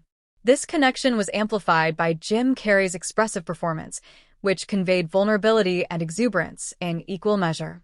As a result, Stanley's story was not just about comedy or fantasy, but about the universal human experience of growth and self-discovery. The romantic dynamic between Stanley and Tina Carlisle also struck a chord with audiences. Their relationship was not portrayed as perfect or idealized. Rather, it was fraught with insecurities, misunderstandings, and genuine affection. Many viewers appreciated this grounded approach, which allowed the love story to feel sincere and believable amidst the chaos. Tina's own complexities, her struggle between loyalty to the antagonist and genuine feelings for Stanley, added nuance to the narrative. Their romance became an emotional anchor for the film, providing motivation for Stanley's choices and reinforcing the theme of authenticity. Audience interpretation has also been shaped by the film's humor. The Mask's blend of slapstick, visual gags, and witty wordplay appealed to a broad range of comedic tastes. Some appreciated its roots in classic vaudeville and cartoon comedy, while others valued its modern sensibilities and adult innuendos. This layered humor meant that The Mask worked on multiple levels, rewarding viewers who caught subtle jokes or cultural references while remaining accessible to those simply seeking laughs. This versatility contributed to its widespread appeal and helped the film age well over time. Moreover, The Mask became a cultural touchstone for expressing freedom and rebellion. The green-faced character's catchphrases, dance sequences, and mischievous antics became part of the lexicon of 1990s pop culture. Fans embraced the film's message that everyone has a hidden side waiting to be unleashed, a playful spirit that refuses to be tamed. This idea resonated with generations who felt constrained by social norms, encouraging them to embrace their individuality and creativity.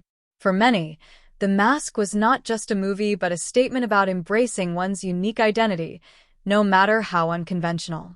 As time passed, The Mask developed a strong nostalgic appeal.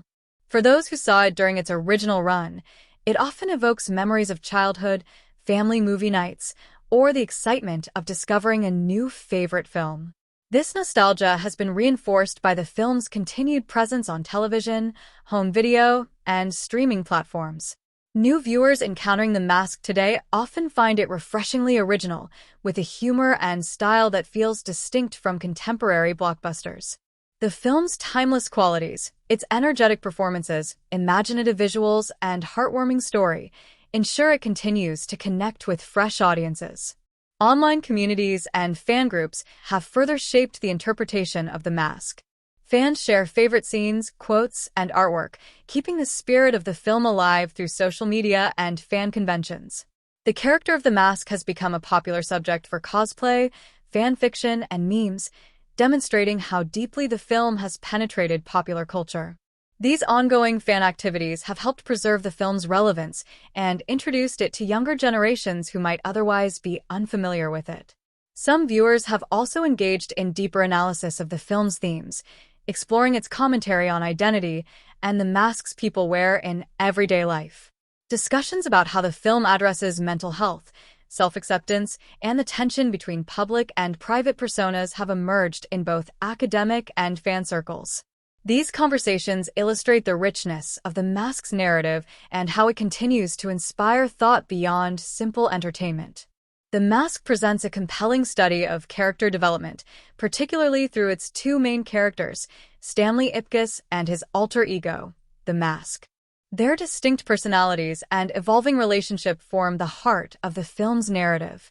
Alongside them, secondary characters such as Tina Carlisle and Dorian Tyrell contribute to the story's dynamic, each undergoing their own forms of growth or revealing complex motivations. Examining these character arcs reveals how the film balances humor and depth, allowing audiences to connect emotionally even amidst the wild and fantastical events. Stanley Ipkiss begins the film as a meek, timid, and socially awkward bank clerk who struggles to assert himself. He is portrayed as kind-hearted but passive, often taken advantage of by others and overlooked in both his professional and personal life. His demeanor is gentle and somewhat downtrodden, representing the everyman who feels powerless in a harsh, unforgiving world. Stanley's initial characterization is essential because it establishes the stakes for his transformation. His struggle to break free from this shell drives the film's emotional core. Throughout the film, Stanley's character embodies themes of vulnerability and the desire for self-expression. His loneliness and yearning for connection are evident in his interactions with Tina and his general behavior. He is shown to be sensitive, empathetic, and well-meaning, but lacks the confidence to act on these qualities. This gap between his inner worth and outward behavior makes him relatable to many viewers who have experienced self-doubt or social anxiety. His journey is one of personal empowerment and self-acceptance, which unfolds as the story progresses.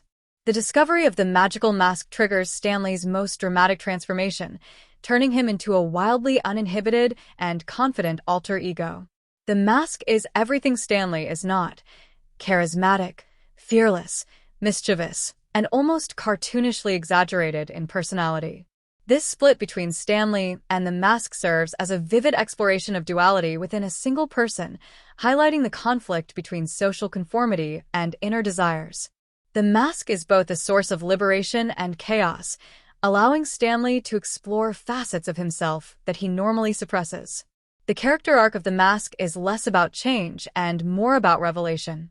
While Stanley grows and learns to embrace parts of himself, the Mask represents an extreme expression of his hidden potential. The Mask's flamboyant antics and exaggerated confidence allow Stanley to experience life on his own terms, albeit with consequences. Through the Mask, Stanley confronts issues of power, identity, and responsibility.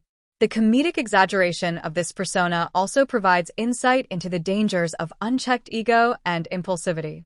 By the film's end, Stanley learns to balance the Mask's freedom with his own integrity, merging the two sides of his identity. Tina Carlisle, the film's female lead, undergoes her own subtle but meaningful development. Introduced as a glamorous and somewhat mysterious nightclub singer, Tina is initially aligned with the film's antagonist, Dorian Tyrell. However, her growing affection for Stanley complicates her loyalties. Tina's arc explores themes of redemption and self-discovery as she moves from being a passive accomplice to an active participant in her own life choices. Her interactions with Stanley bring out her vulnerability and desire for genuine connection beyond superficial relationships. Unlike Stanley, Tina's transformation is less about radical change and more about awakening to her true desires. She is caught between two worlds: the criminal underworld represented by Dorian and the hopeful possibility of a sincere relationship with Stanley. Tina's struggle highlights the conflict between safety in familiar patterns and the courage to embrace something new and uncertain. Her journey adds emotional depth to the story and underscores the film's broader message about authenticity and love. Dorian Tyrell, the antagonist, represents a foil to Stanley and the Mask.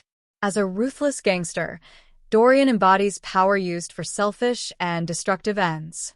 His character arc is more static than the others, serving primarily as an obstacle and catalyst for Stanley's growth. However, Dorian's own backstory and ambitions provide context for his actions and underscore the film's themes of corruption and the misuse of power. The contrast between Dorian's aggressive, domineering style and Stanley's initially timid nature sets up the classic good versus evil dynamic that drives much of the plot's tension. Interestingly, Dorian also serves as a dark mirror to the Mask persona. Both characters wield power, but whereas the Mask's power is chaotic and unpredictable, Dorian's is calculated and brutal. This juxtaposition highlights different facets of strength and the consequences of how it is used. The conflict between the Mask and Dorian represents not just a physical battle but a symbolic struggle between freedom and control, creativity and oppression. Secondary characters, such as Lieutenant Kellaway and Dr. Arthur Newman, add additional layers to the story and reflect aspects of the main characters. Lieutenant Kellaway's persistent pursuit of the Mask introduces themes of law, order, and justice, often clashing with the film's more anarchic elements. His character's increasing frustration and eventual grudging respect for Stanley underscore the complexity of good and bad, order and chaos within the film's world. Dr. Newman, meanwhile, functions as a comic relief and plot device, helping to unravel the mystery of the Mask and its powers. Though minor, these characters contribute to the overall texture of the story and support the development of the leads. A critical element of the film's success is how the duality between Stanley and the Mask is portrayed not just as a simple split personality, but as a complex interaction between identity, desire, and societal expectations. Stanley's growth involves reconciling these opposing sides rather than eliminating one or the other. By the film's conclusion, he learns to harness the best qualities of the Mask, confidence, charisma, and boldness, while maintaining his own kindness and decency. This synthesis is portrayed as a healthy resolution, one that acknowledges the multifaceted nature of human personality. The relationship between Stanley and the Mask also provides much of the film's humor and dramatic tension. The unpredictable nature of the Mask's behavior constantly challenges Stanley's attempts to control the situation, leading to comic mishaps and unexpected consequences. This dynamic reflects a universal human experience, the tension between our public selves and private desires, between restraint and expression. The film's playful treatment of this theme makes it accessible and entertaining, while also inviting deeper reflection. In terms of motivations, Stanley's desire for acceptance and love drives much of his behavior. His initial timidity stems from fear of rejection and failure, but the Mask empowers him to take risks and be bold. Tina's motivations are more complex, as she navigates conflicting loyalties and her own search for genuine connection. Dorian's motivations are rooted in ambition and control, serving as a counterpoint to the protagonist's more positive goals. These contrasting motivations create a dynamic narrative that balances humor, romance, and conflict. The costume and set design in The Mask, 1994, play a crucial role in establishing the film's vibrant atmosphere, defining character identities, and enhancing the storytelling. Both elements work in tandem to create a world that is at once grounded in the urban reality of 1990s New York City and infused with the heightened fantasy brought to life by the magical mask. The designs help to communicate social status, personality traits, and mood, while also supporting the film's themes of transformation and duality. By analyzing these visual components, we gain deeper insight into how the film achieves its distinctive style and enduring appeal. Costumes in The Mask are used deliberately to reflect and contrast the personalities of the characters, as well as to mark significant changes in their development. The most iconic costume is, of course, the bright yellow zoot suit worn by Jim Carrey's character when he becomes the Mask. This suit is a direct homage to the 1940s zoot suit, a style associated with flamboyance, rebellion, and jazz culture. Its exaggerated proportions, sharp tailoring, and vivid color convey a sense of boldness and theatricality that perfectly matches the Mask's outrageous personality. The zoot suit instantly signals that the character has stepped into a world of heightened reality, setting him apart from the drabness of his everyday life as Stanley Ipkiss. The choice of yellow for the suit is significant. Yellow is often associated with energy, optimism, and creativity, all qualities embodied by the mask persona. At the same time, the brightness draws the viewer's eye, emphasizing the character's magnetic and unstoppable presence. The zoot suit costume, paired with the exaggerated green makeup and facial prosthetics, transforms Carrey into a living cartoon figure, amplifying the film's playful and surreal tone. The costume's influence extends beyond the film itself, becoming an iconic symbol in popular culture and synonymous with the character's identity. In contrast, Stanley Ipkiss's everyday clothing is intentionally understated and bland. He typically wears simple, slightly ill-fitting suits or casual clothes in muted colors, such as grays and browns. This sartorial choice reinforces Stanley's meek and unassuming nature, visually representing his low self-esteem and social invisibility. His wardrobe lacks the vibrancy and confidence of the mask's costume, underscoring the stark difference between the two personas. This visual contrast helps the audience immediately distinguish between Stanley's real-world persona and his magical alter ego. Tina Carlisle's costumes are designed to reflect her dual role as both a glamorous nightclub singer and a character caught between two worlds. Her wardrobe ranges from elegant evening gowns to more casual but stylish outfits, showcasing her allure and sophistication. The costumes help establish her as a figure of beauty and mystery, while also highlighting her vulnerability beneath the surface glamour. For example, her signature red dress is a striking visual element that symbolizes passion, danger, and attraction, aligning with her complex relationship with both Stanley and Dorian. The costume design here plays a subtle role in the narrative, visually expressing Tina's emotional state and the tensions she experiences. Dorian Tyrell's costumes, on the other hand, emphasize power and menace. His wardrobe is dominated by dark, sharp suits that suggest control, authority, and danger. The sleekness of his attire contrasts with the more playful and chaotic style of the mask, underscoring their opposing natures. Dorian's outfits are tailored and imposing, reflecting his role as a criminal mastermind who commands fear and respect. This use of costume helps to reinforce his status as the antagonist and visually signals his threat to Stanley and Tina. The supporting characters' costumes are also thoughtfully designed to enhance the film's world-building. Lieutenant Kellaway's police uniform and practical clothing establish his role as a figure of authority and order, while Dr. Newman's lab coat and eccentric style highlight his role as the quirky scientist. These costumes, while less flashy, contribute to the believability of the setting and the distinctiveness of each character's identity. Turning to set design, the film is primarily set in a fictionalized version of New York City, with a strong emphasis on urban environments that blend gritty realism with comic book-style exaggeration. The sets range from Stanley's modest apartment to the bustling bank where he works, the stylish nightclub where Tina performs, and the dark lairs of the criminal underworld. Each location is carefully crafted to serve narrative and thematic purposes, providing both a sense of place and a visual reflection of the characters' inner worlds. Stanley's apartment, for instance, is cluttered, small, and slightly run down, mirroring his status as an overlooked and somewhat hapless individual. The set includes everyday objects like a television, phone, and worn furniture, grounding the film in a relatable reality. This domestic space serves as a stark contrast to the chaos unleashed when the mask is worn, reinforcing the theme of transformation and the tension between ordinary life and extraordinary possibilities. The bank where Stanley works is depicted as a sterile, impersonal environment filled with dull colors and fluorescent lighting. This setting emphasizes the monotonous and unfulfilling nature of his job, highlighting the reasons why the character yearns for escape and self-expression. The design of the bank also reflects the social and economic structures that contribute to Stanley's initial powerlessness, providing context for his later empowerment.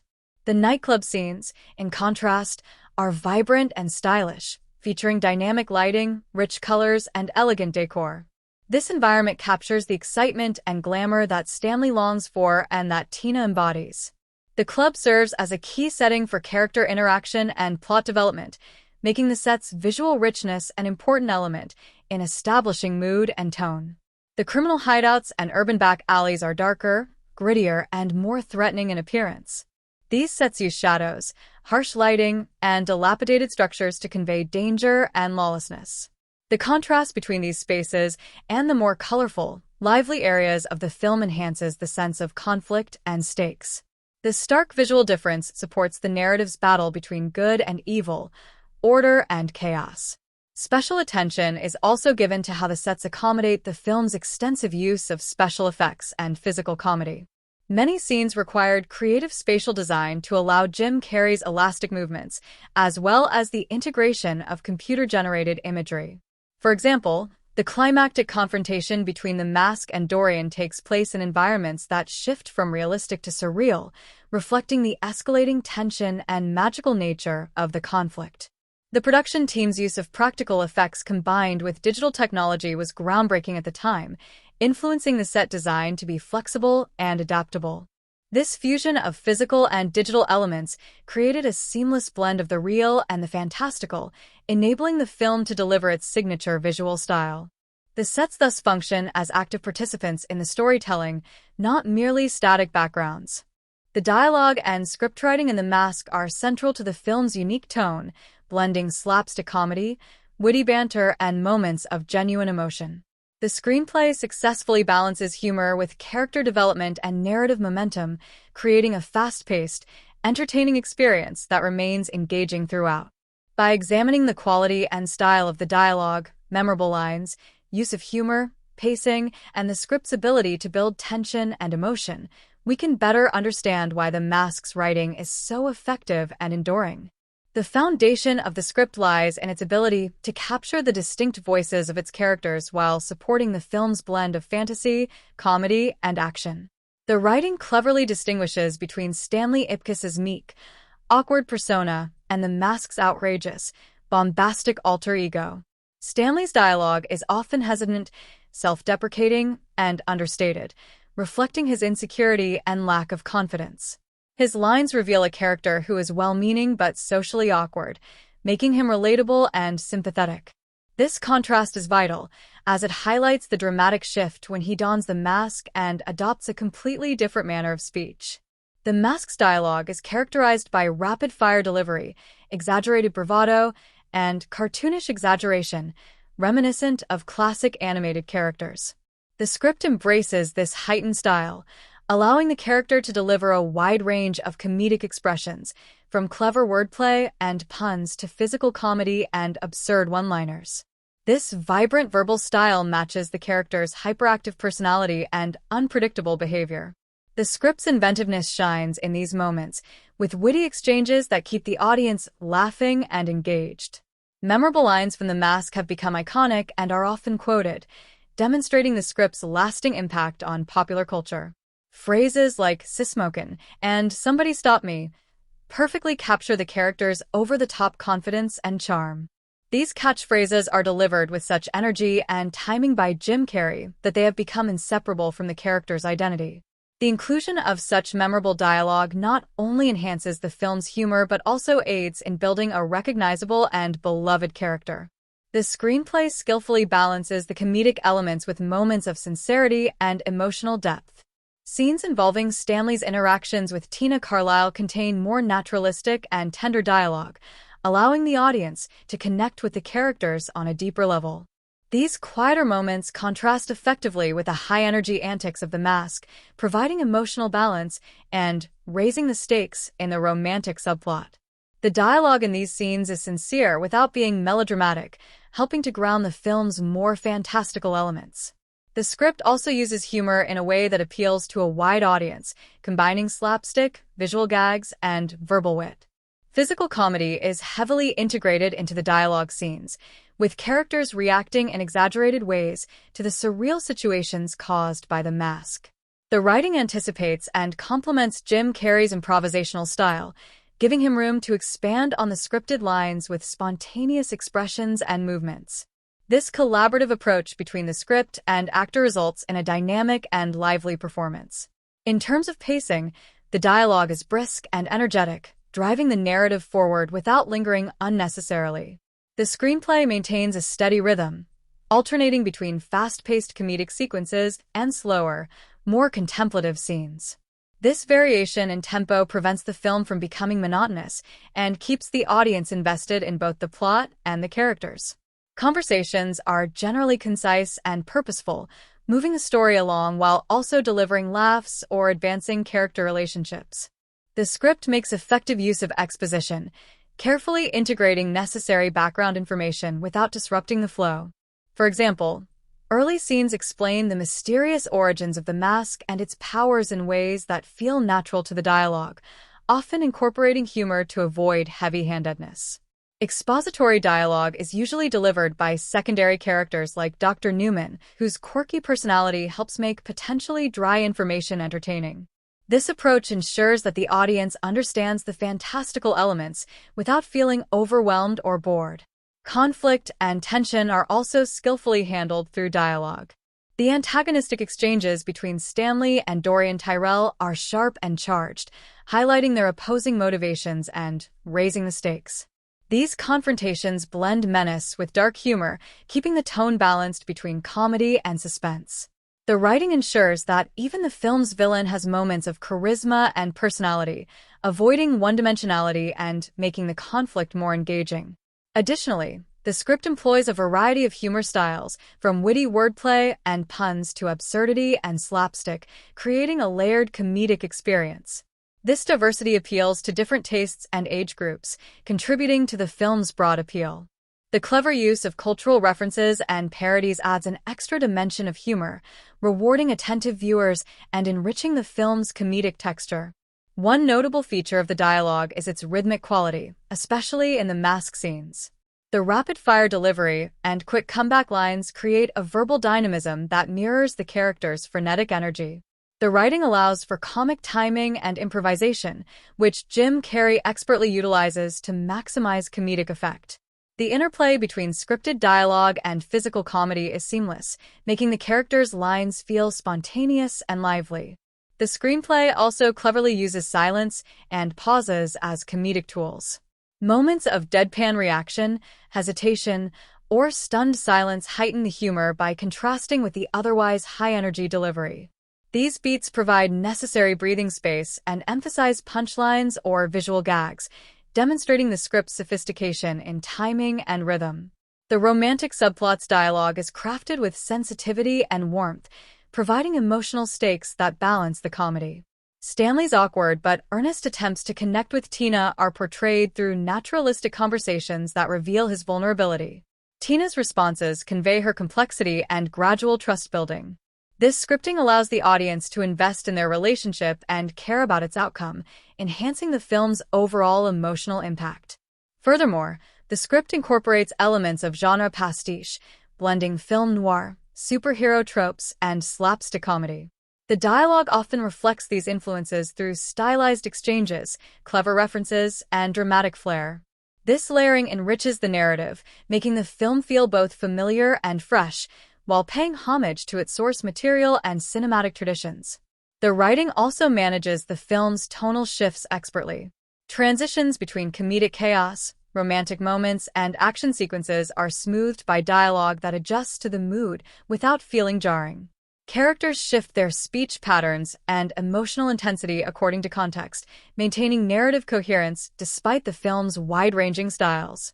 The marketing and promotional campaign for The Mask was a key factor in the film's success, playing a major role in building anticipation, attracting a wide audience, and establishing the movie's unique identity. The marketing strategy combined traditional media, innovative advertising, merchandise, and public relations efforts to effectively communicate the film's blend of comedy, fantasy, and action.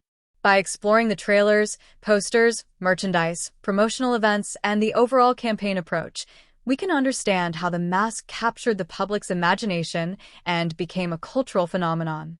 One of the earliest and most influential elements of the marketing campaign was the film's trailers.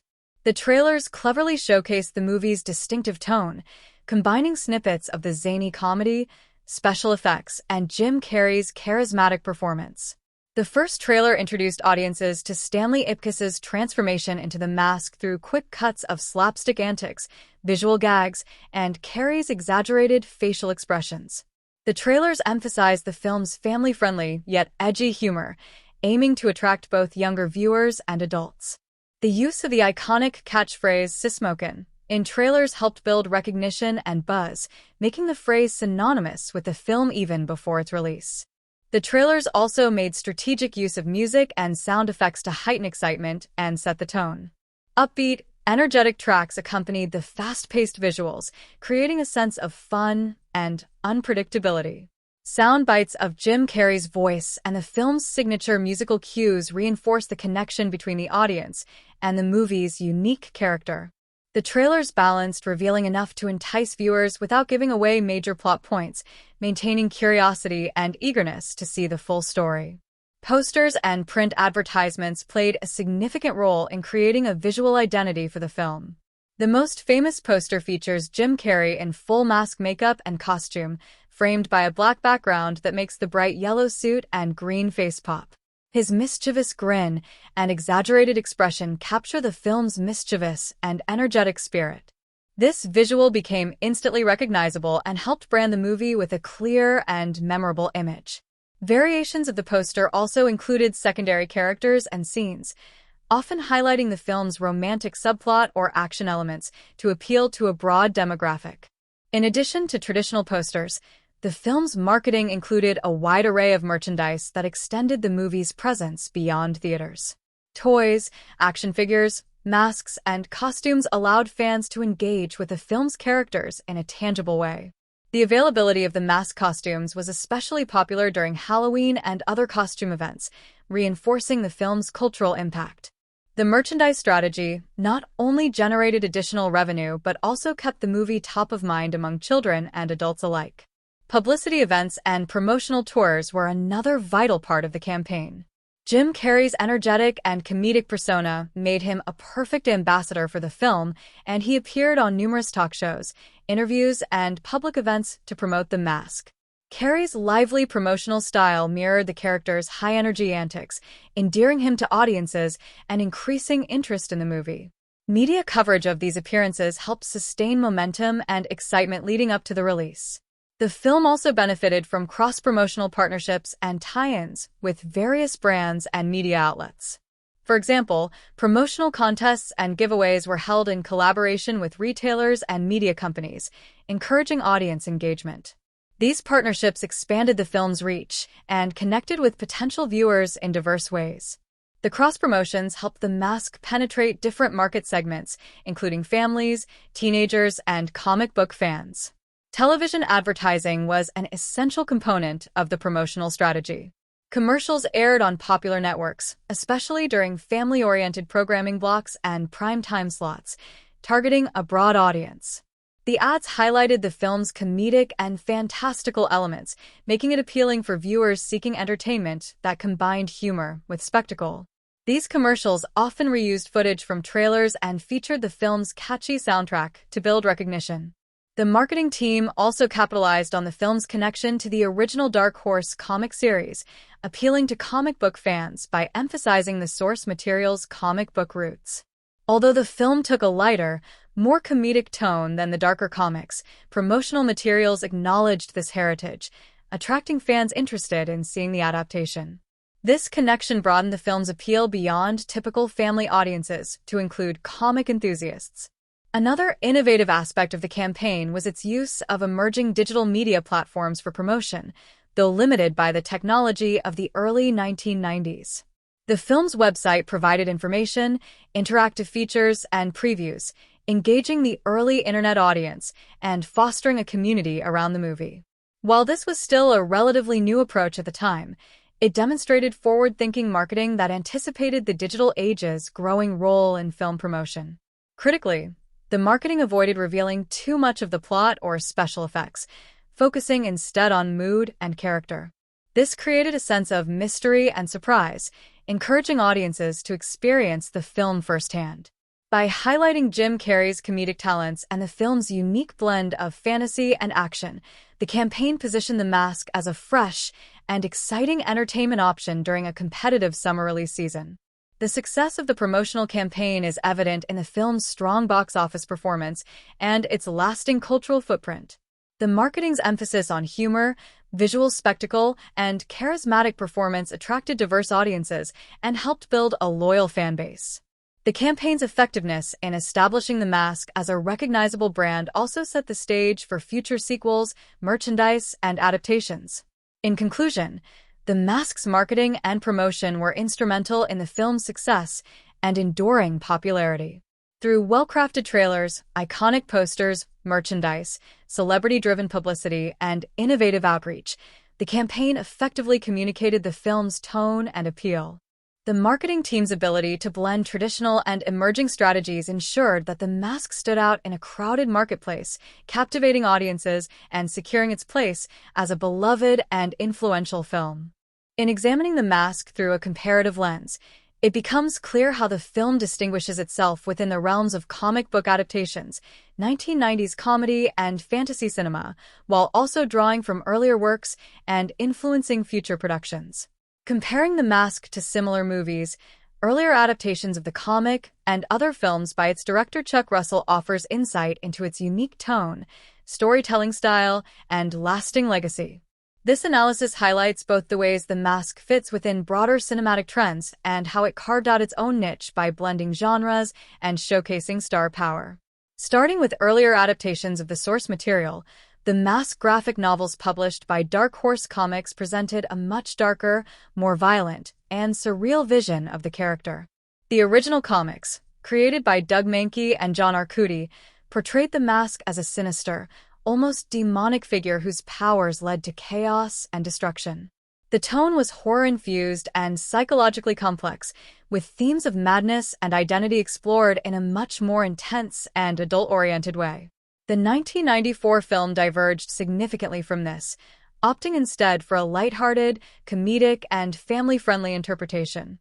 This shift in tone is a defining difference when comparing the movie to the comics. While the comic version of The Mask wielded his powers with malevolence and unpredictability, the film's Mask is more of a mischievous trickster, chaotic but ultimately heroic. The screenplay softened the character's darker edges to accommodate Jim Carrey's energetic and comedic performance, transforming The Mask into a figure of slapstick humor and charm. This change broadened the film's appeal and helped it succeed in the mainstream market, even if it meant sacrificing some of the original narrative's depth and complexity. Comparing The Mask to other comic book adaptations of the early 1990s reveals its pioneering role in blending genres and styles. At the time, comic book films were still in a nascent stage, with many adaptations focusing on faithful recreations of the source material or straightforward superhero narratives. The Mask broke new ground by injecting a strong comedic sensibility, a surreal visual style, and a sense of anarchic fun that set it apart from more serious or action-focused adaptations like Batman, 1989, or The Crow, 1994. Unlike the darker and more brooding superhero films of the era, The Mask embraced exuberance and fantasy, combining live action with cutting-edge visual effects to create a cartoon-like world where physics and reality bend to comedic effect. This approach influenced later films such as Deadpool, which similarly blended humor, genre subversion, and comic book action. The Mask can be seen as a forerunner of this more playful, self-aware style of superhero storytelling. When comparing The Mask to other 1990s comedies, its hybrid genre identity becomes more apparent. The film combined elements of screwball comedy, slapstick, romance, and action into a cohesive whole, which was relatively uncommon at the time. Its fast-paced, high-energy style, largely driven by Jim Carrey's physical comedy, fits well alongside Carrey's other hits like Ace Ventura, Pet Detective, 1994, and Dumb and Dumber, 1994. However, The Mask distinguished itself by incorporating fantasy elements and innovative special effects that gave it a distinctive visual and narrative flair. Chuck Russell's directorial style also plays a role in The Mask's unique tone. Compared to his other films, such as the horror-tinged action thriller The Blob, 1988, and the supernatural action film Eraser, 1996, The Mask stands out as more comedic and visually experimental. Russell's willingness to embrace digital effects and blend genres made The Mask feel fresh and inventive, demonstrating his versatility as a filmmaker. The film's success arguably gave Russell greater visibility and cemented his reputation for delivering stylish, crowd-pleasing entertainment. Comparing The Mask with its 2005 sequel, The Mask of Zorro, is instructive in understanding its place in popular culture and genre evolution, though these two films are unrelated in story or tone despite sharing part of their titles. The Mask of Zorro is a swashbuckling adventure rooted in historical fantasy and romance, while The Mask is a modern-day urban fantasy comedy. This contrast highlights how The Mask is a product of its era and genre, emphasizing comic book-inspired visual effects and star-driven comedy rather than period spectacle or classic heroism. The Mask can also be compared to other films that blend animation and live action, such as Who Framed Roger Rabbit, 1988. Both films use special effects to create exaggerated, cartoonish characters interacting with the real world, but while Roger Rabbit focuses on a noir mystery within a cartoon universe, The Mask uses the effect to enhance the transformation of a single character and amplify comedic situations. This comparison shows how The Mask fits into a broader tradition of hybrid films that experiment with the boundaries between animation and live action. Another relevant comparison is with superhero films that explore alter egos and dual identities. The Mask's exploration of Stanley Ipkiss's transformation into a more confident, unrestrained persona parallels themes found in films like Spider-Man, 2002, or Hulk, 2003, although The Mask approaches the concept through comedy rather than drama. This lighthearted treatment differentiates it from the more serious and introspective superhero narratives that would dominate the 2000s. From a technological perspective, The Mask was among the early films to utilize computer-generated imagery, CGI, extensively for comedic and fantastical effects. Comparing its use of CGI with other early digital effects-driven films, such as Jurassic Park, 1993, or Terminator 2, 1991, reveals how The Mask applied these innovations for humor and character expression rather than spectacle or realism. Its creative visual effects helped pave the way for future films that integrated CGI with performance to enhance storytelling beyond traditional action or fantasy genres.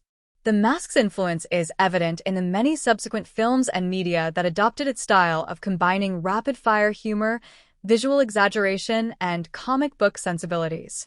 Films like Kick-Ass, 2010, Scott Pilgrim vs. the World, 2010, and Deadpool, 2016, owe a creative debt to The Mask's pioneering fusion of comic book elements and comedic performance. These films further developed the blend of self-awareness, genre mixing, and heightened visual style that The Mask helped popularize. In terms of casting, The Mask is often compared to other Jim Carrey-led comedies, which also rely heavily on his physicality and improvisational skills. However, The Mask remains unique in its visual integration of Carrey's performance with digital effects, creating a hybrid character that is part live-action actor and part cartoon figure. This fusion elevates Carrey's comedic talents and sets the film apart from other vehicle comedies.